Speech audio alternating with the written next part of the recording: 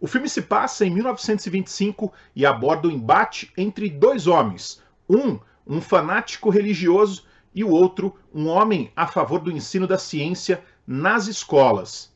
Acredite se quiser, esse filme continua atual. Hollywood big shot's gonna give you what you want. Maybe not today, maybe not tomorrow, but soon and for the rest of your life. Frankly, my dear, I don't give a damn. Eu não vou usar esse espaço aqui para ficar falando de política, de questão social, até porque o assunto aqui do meu canal é cinema.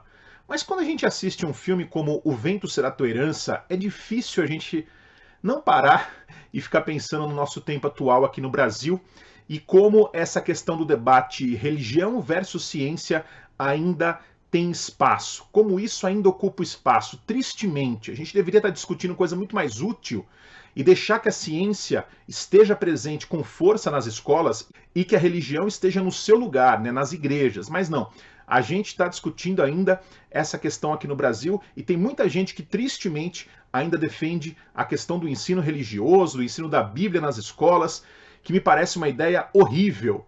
Mas, enfim, isso é tema, é palco de um debate que ocorreu nos Estados Unidos por muito tempo e que depois virou um filme, virou primeiro uma peça de teatro e depois se tornou um filme famoso e que depois também, inclusive, ganhou outras versões para o cinema também. Eu vou falar aqui hoje da versão mais famosa, a versão de 1960 do Stanley Kramer, um filme muito bom, não só no que diz respeito ao roteiro, a essa história instigante, a esse debate muito interessante que o filme traz, mas também das questões visuais que eu quero tratar aqui hoje. A história, como eu já adiantei, se passa na década de 20, é baseado numa história real de um professor que foi preso em uma escola de uma pequena cidade dos Estados Unidos por ensinar a teoria da evolução de Charles Darwin. Acredite se quiser. What Mr. Charles Darwin was trying to tell us in his own way. Bertram T. Cates. Come off it, Sam. You've known me all my life. Bert, you're charged with violation of Public Act 31428, Volume 37, Statute Number 31428 of the State Code, which makes it unlawful for any teacher of the public schools to teach any theory that denies the creation of man as taught in the Bible, and to teach instead that man has descended from a lower order of animals. Bertram Cates, I hereby place you under arrest.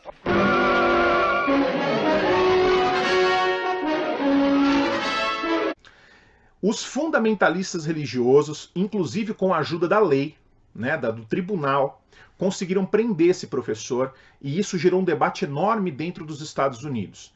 E dois homens conhecidos da época, sendo que um deles, o promotor, que é aqui interpretado pelo Frederick March, e o advogado de defesa vão entrar em um embate, né? O promotor defendendo o uso da Bíblia, da religião, como uma forma, ou a única forma possível de ensinar as pessoas dentro da escola. E, claro, o advogado de defesa não, defendendo a total separação e advogando a favor da ciência, que o Charles Darwin, que a teoria da evolução e qualquer outra corrente científica deve ser ensinada, sim, dentro das escolas, e que a Bíblia deve ser deixada de lado. A luta de alguém em busca de uma liberdade de pensamento contra alguém fanático, contra aquele ser fanático religioso que não aceita outra visão senão a sua visão. O Stanley Kramer era um diretor que gostava de lidar com essas questões. Vamos lembrar que um pouco antes ele havia levado para os cinemas um filme chamado Acorrentados, sobre a história de dois presos fugitivos, um negro e um branco, um filme que fala sobre racismo. Mais tarde, o Kramer voltaria a tratar de temas polêmicos. Logo depois ele fez o Julgamento de Nuremberg, sobre o julgamento dos nazistas, também com o Spencer Tracy, e também um belo filme de tribunal. E depois ele faria também Adivinha Quem Vem para Jantar, né? De novo um filme abordando a questão do racismo e de uma possível família multirracial. O que foi, claro, né, para a época, o fator aí de muitos debates e discussões. Em O Vento Será Tua Herança, o personagem do Frederick March, que interpreta o fanático religioso, ele é obviamente apoiado por toda ou a maioria da população daquela cidade. Uma cidade claramente atrasada, né? Aquela gente caipira que persegue os outros, que faz ali aquelas movimentações na rua, que queima bonecos, né? Aquele fanatismo idiota, absurdo, né? Que o filme nos mostra o tempo todo. E uma cidade totalmente calcada na Bíblia. O próprio tribunal tem uma frase religiosa, uma frase bíblica logo na entrada, o que também segue atual, né? Muitos tribunais no Brasil ainda utilizam a questão do crucifixo, dos símbolos religiosos, mas não vamos voltar a essa discussão atual, não. Vamos tratar do filme agora.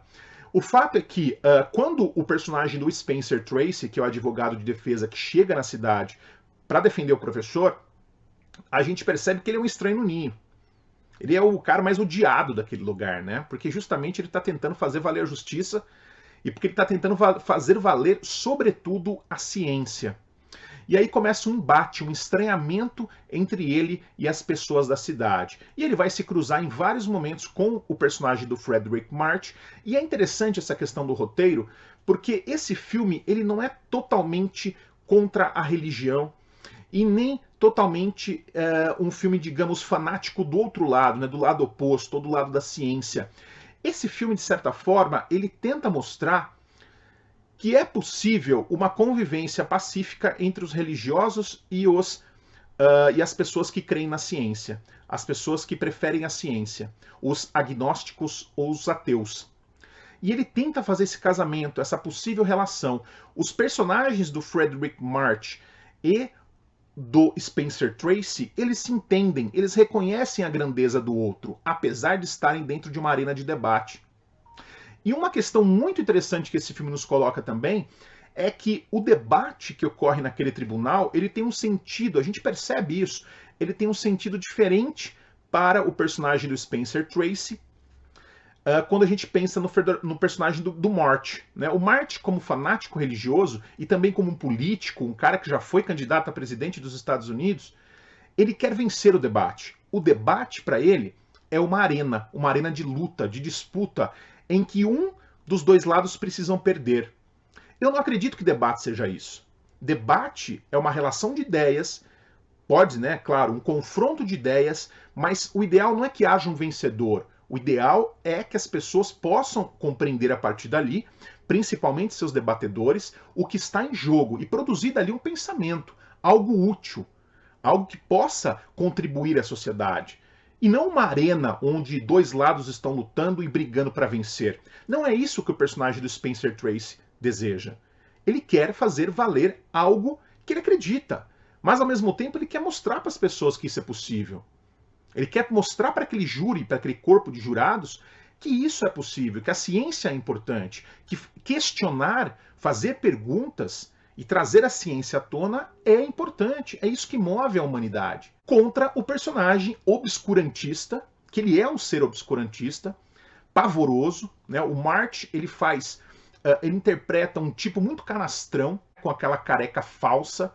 A atuação do March, ela me incomoda em muitos momentos. We have seen vindicated the faith of our fathers, living still in spite of dungeon fire and sword. Oh, our hearts beat high with joy whenever we hear that glorious word, faith of our fathers, holy faith, we will be true to this till death.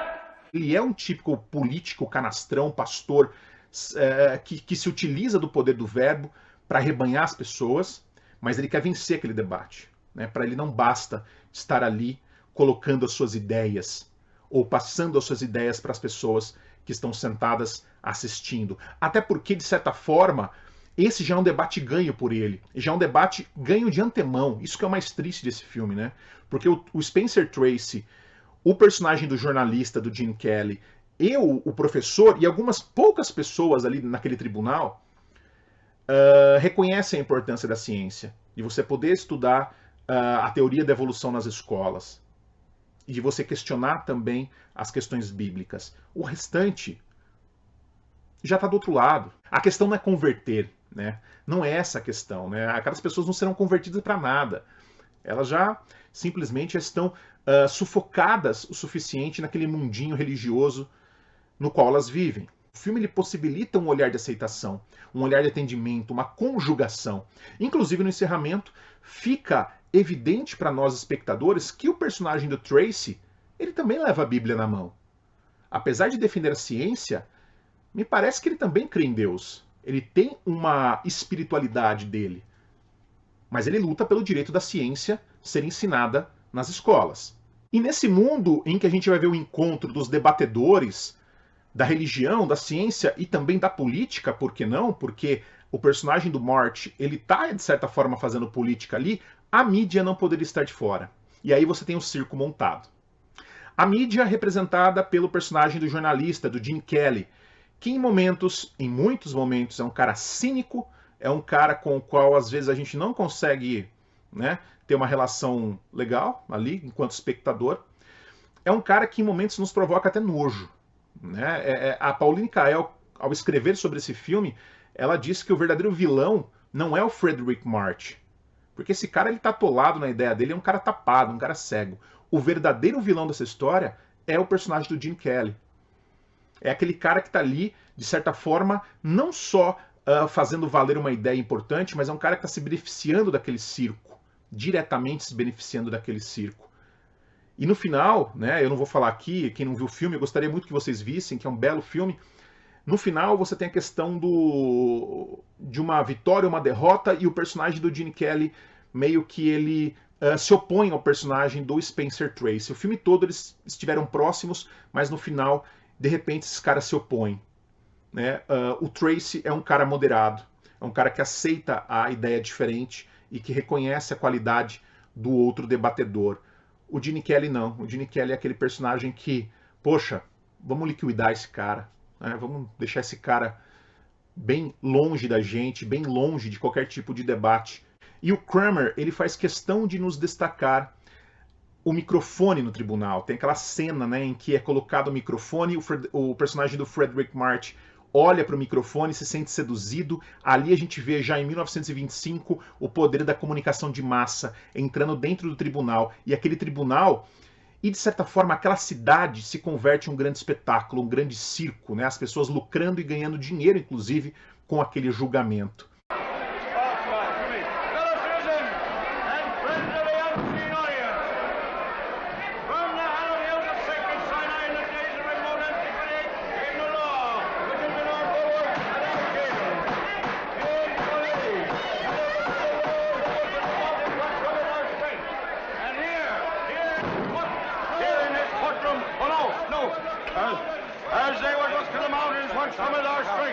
Tem alguns momentos importantes que eu acho, né? No começo do filme, quando tem aquela reunião dos homens poderosos da cidade, tem aquele empresário que diz que é a favor da ciência. Até porque ele entende que sem a ciência o capitalismo não teria evoluído. Não existiriam algumas invenções importantes.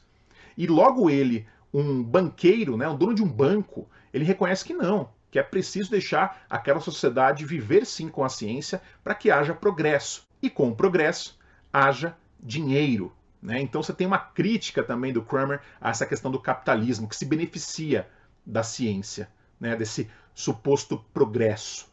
No período clássico do cinema, os planos cinematográficos, em média, tinham algo entre 8, 9, 11 segundos. Depois, com o cinema moderno, em média, os planos ficam mais curtos. Eu quero dizer, entre um corte e outro aqui, ok?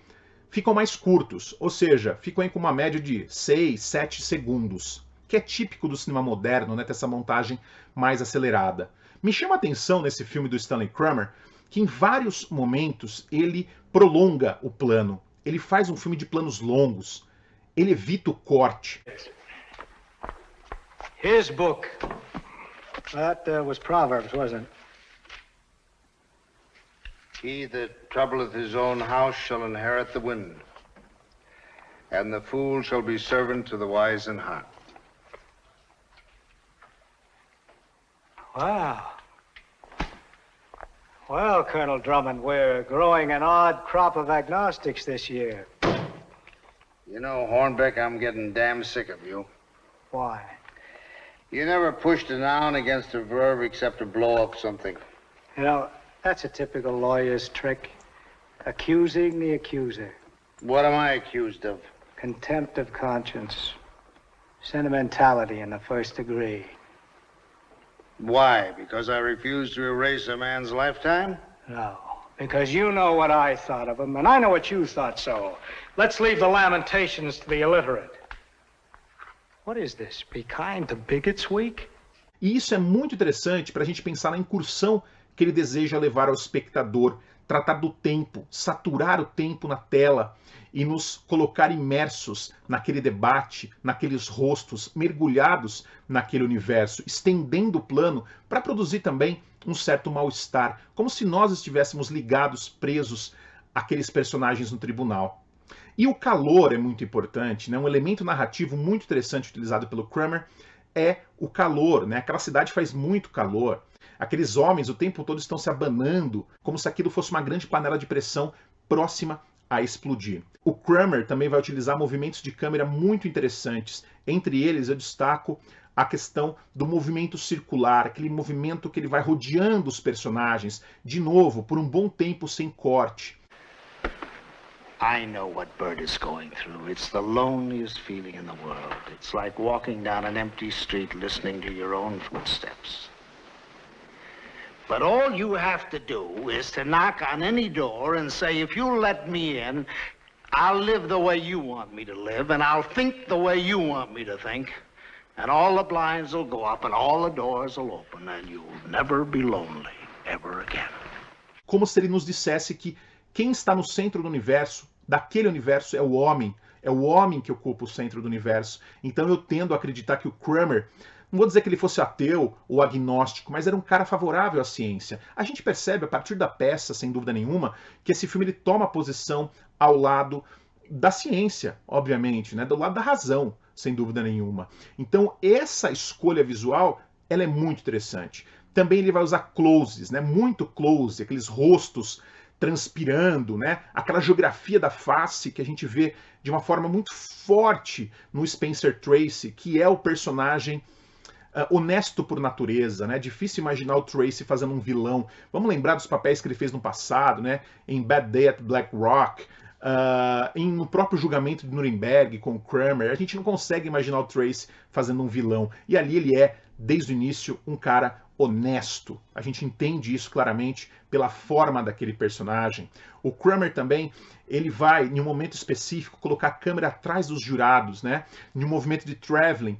Gentlemen, progress has never been a bargain. You have to pay for it. Sometimes I think there's a man who sits behind a counter and says, all right, you can have a telephone, but you lose privacy and the charm of distance. Madam, you may vote, but at a price. You lose the right to retreat behind the powder puff or your petticoat. E ali a gente se sente no lugar daqueles jurados, como se nós, espectadores, estivéssemos sentados e, de certa forma, fôssemos obrigados, né, a escolher ali um lado, fôssemos obrigados, né, a tentar entender quem tem razão nesse tribunal. Então é muito interessante a maneira como ele trabalha, como o diretor trabalha a linguagem cinematográfica. E também utilizando profundidade de campo em vários momentos, né, achatando um pouco a imagem. E às vezes a gente tem a impressão de que aquele tribunal ele é menor do que ele realmente é, né? Ele é mais apertado, ele é mais fechado. E isso, junto com a ideia do calor, com esse elemento narrativo, pronto, né? Tá tudo muito bem colocado. O drama está posto. A ideia do embate está posta. Se você gostou desse vídeo, ajude a compartilhá-lo. Se você gosta da página Palavras de Cinema, do nosso canal, no YouTube, no Facebook, agora estamos no Telegram também. Acompanhe a gente lá, Palavras de Cinema. Todas as atualizações, tudo é colocado lá em tempo real. Um grande abraço para você. Até semana que vem com o nosso próximo vídeo. Tchau!